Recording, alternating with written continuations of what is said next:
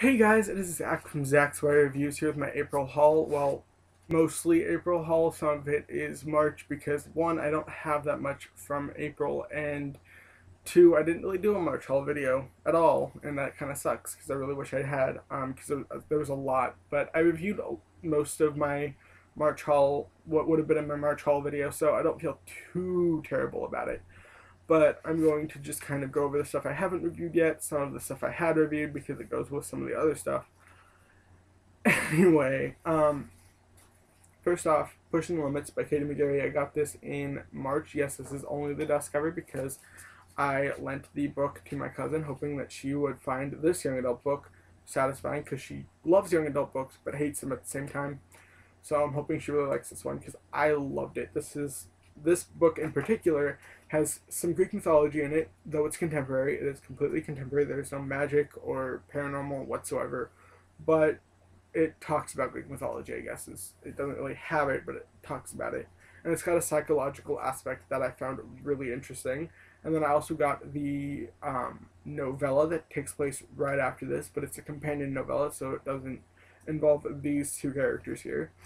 And then I got the second book, um, also. The companion novella is called Crossing the Line. I have a review of it, and I'll put Goodreads pages and reviews for this series since I haven't reviewed any of those yet down below, but I'll put Goodreads pages for those ones. And then I reviewed Crossing the Line and Dare You To already, so those Goodreads pages and reviews will all be down below. Next, in March, I got Undercurrent, which is by Paul Blackwell. The tagline is "It will pull you under," and there's also a little line on the back that says a suspenseful teen thriller with a touch of the otherworldly, perfect for fans of Neil Shusterman, which is what obviously drove me to it. It's about a boy named Callum who falls over a waterfall, and to my understanding, enters a alternate universe where he's a big sports star. His best friend wants to kill him. Something happened to his brother, and his former best friend isn't the only one that wants to kill him,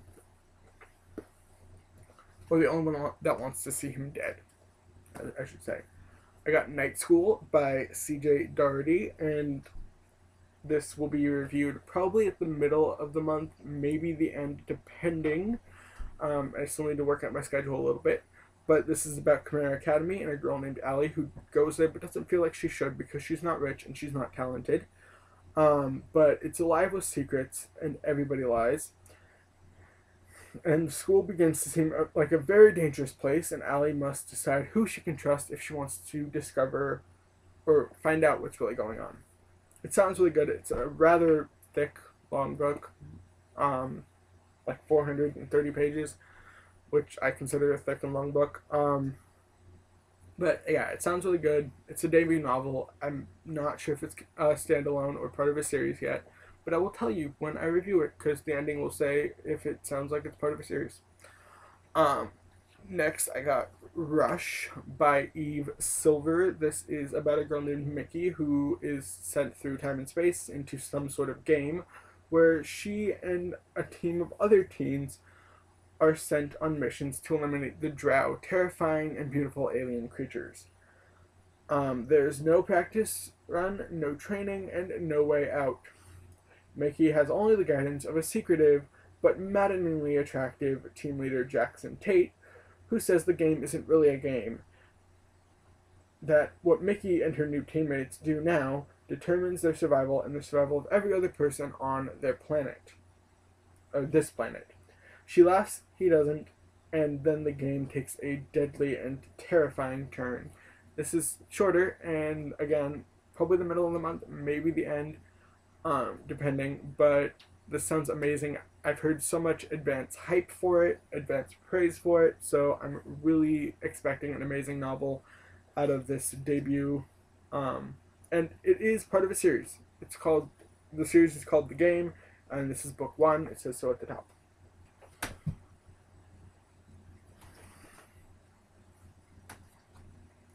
Now for the stuff I got in April, I got Rise by Anna Carey. This is the last book in the Eve trilogy.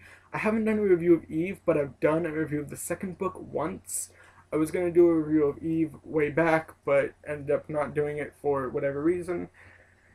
And oh my god, you guys, this book is amazing. This book is amazing. It's or not this one. The series is amazing. Sorry, I haven't read this one yet. I need a pencil and time to read it. But this series is amazing. I love it. It's a dystopian, post-apocalyptic-ish type of book. It's kind of more post-apocalyptic than dystopian, I'd say. And it's so much fun to read. It's not necessarily one of those books that makes you go, huh, we should not, be advancing our technology as fast, as much as it's like, oh, this is really like a really interesting read. It's got, you know, gender politics and stuff like that. So yeah, it's a great series. It's got a huge twist in the second book. Like, I felt like the author was just like, I'm not gonna enter a sophomore slump. I'm just gonna go and turn the world on its head.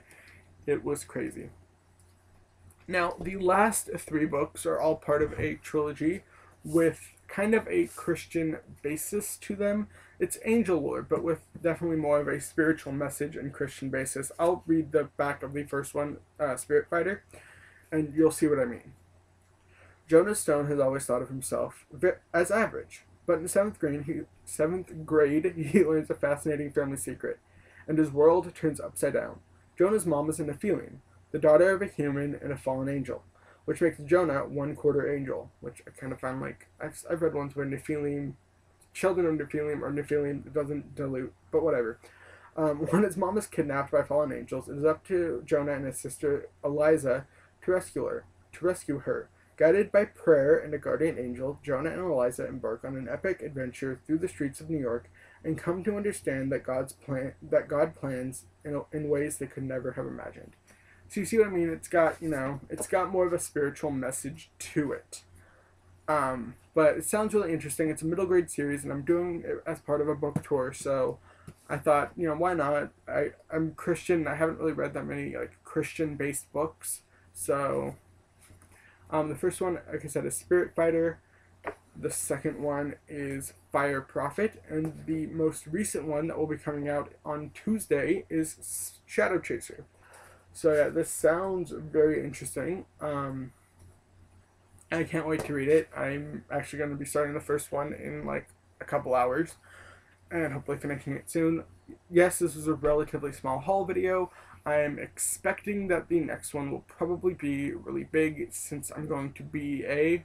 And for those of you who don't know what BEA is, I can do a video explaining it, at least to my understanding. I've never been there. This is my first year.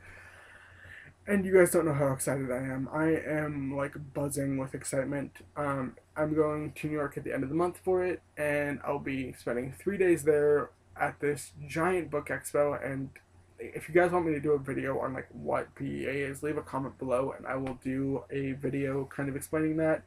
Probably for my topics and opinions if there's enough hype for it. So I will see you guys in next week for my topics and opinions, and if I don't do a BEA one, I'll probably do, I don't know, something interesting. I haven't decided yet, but I have like a whole week to decide, so I will see you then. So, bye!